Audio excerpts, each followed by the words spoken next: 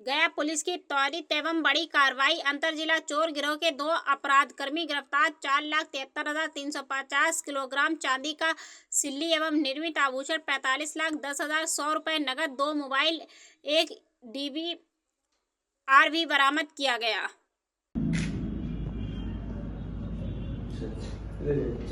क्या उपलब्धि हुई है? यह विगत कई महीनों से विभिन्न ज्वेलरी दुकानों में गया और सीमावर्ती थानों के दुकानों में चोरी हो रही थी रात्रि में, और इसके आलोक में हम लोगों ने एक टीम गठित करके त्वरित अनुसंधान किया और प्रिवेंटिव कार्रवाई की। और सबसे पहले इस कड़ी में इमामगंज से 2 व्यक्तियों को गिरफ्तार किया गया था, खेसारी और सन्नी को। और इसी दोनों की निशानदेही पर हिस्वा नवादा जिले से 2 व्यक्ति शाहिद और राजा को गिरफ्तार किया गया और फिर उससे गहन पूछताछ की गई तो गया जिले के विभिन्न जगहों से उसके तार जुड़े हुए पाए गए। और उसकी निशानदेही के आलोक में दीपू उर्फ गौतम, जो एक मीडिएटर का काम करता है, उसकी गिरफ्तारी हुई। और उसके द्वारा बाद जो पूछताछ से यह बात सामने आई कि ये लोग सुनियोजित तरीके से भट्टी में ज्वेलरी को गलाते थे और वहाँ से सिल्ली बना करके विभिन्न दुकान में ये सप्लाई करते थे। तो एक ज्वेलरी ऑनर हैं राजेश कुमार, ज्वेलरी दुकानदार हैं, आभूषण विक्रेता है, उनकी भी गिरफ्तारी हुई है।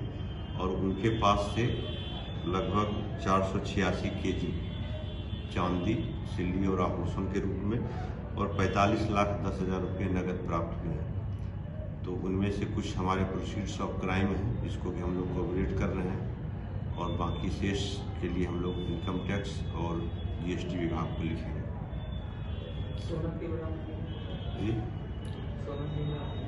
सोना की बरामदगी अभी तक नहीं हो पाई है, तो हम लोग और भी लिंक्स खोज रहे हैं कि अगर कोई इस तरह के कोई रिसीवर हमारे सामने आते हैं तो उस पर भी हम लोग कार्रवाई करेंगे। गया में एक ही गिरफ्तारी हुई, 2 गिरफ्तारी हुई? गया में अभी 2 गिरफ्तारी हुई है, एक गलाने वाले और एक जो है क्रेता। बाकी 3-4 व्यक्तियों की गिरफ्तारी हुई है जो कि गया के विभिन्न थाना क्षेत्र के हैं और उनको हिस्वा नवादा जिला पुलिस ले गई है। वो इसी उसका उनके मामला यहाँ वे सभी अभी तक सो प्राप्त जानकारी के अनुसार लगभग 15-16 कांडों में इन लोगों की संलिप्तता सामने आ चुकी है। और ये सभी गिरोह बना करके विभिन्न ज्वेलरी दुकानों को लूटते थे और बाद में उस ज्वेलरी का स्वरूप परिवर्तन करके वो लोग बेच देते थे। जहाँ से चांदी और पैसा बरामद है, क्या उस दुकान को भी सील किया गया है? अब फिलहाल उस दुकान में जितने भी आभूषण हम लोगों को मिले, चाहे रॉ मटेरियल हो चाहे ट्रांसफॉर्म करके, सबको हमने सीज किया है। और उसका क्या ओरिजिन है और कितना उसमें उस प्रोसीड्स ऑफ क्राइम है, कितना अपराध जनित है और कितना उनका अपना निजी है, इसके विषय में हम लोग अनुसंधान कर रहे हैं। इनकम टैक्स के अलावा और विभाग से भी सहयोग लिया जा रहा है इसमें? इस संबंध में इनकम टैक्स और GST और सेल टैक्स जो भी संबंधित विभाग है सबको हम लोग विधिवत सूचना दे रहे हैं और उन लोग की अपनी कार्रवाई होगी। जो लाइसेंसी होल्डर है कि नहीं इस विषय में डिटेल हम लोग इन्वेस्टिगेट कर रहे हैं और इसके संबंध में अलग विभाग है, विभाग अपना छानबीन करेगी कि क्या सही है क्या नहीं। इस गिरोह में और भी कोई शामिल है क्या? गिरोह में और भी कई लोग हैं जो कि बचे हुए हैं, जो कि अपराध कारित करते हैं और रिसीवर हैं।